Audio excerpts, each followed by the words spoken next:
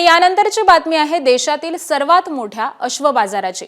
नंदुरबारमधील सारंगखेडा इथं देशातील सर्वात मोठा अश्वांचा मेळा भरलाय।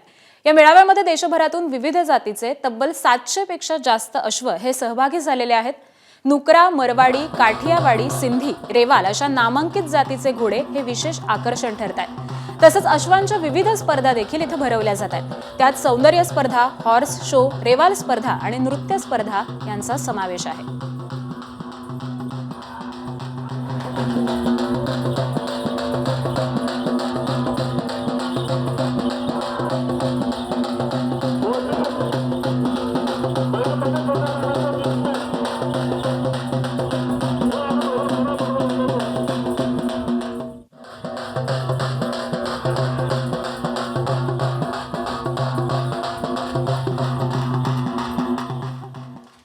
तर या नंदुरबारच्या सारंगखेडा घोडे बाजारामध्ये यंदा 2 खास पाहुण्यांनी सर्वांचं लक्ष वेधून घेतलंय।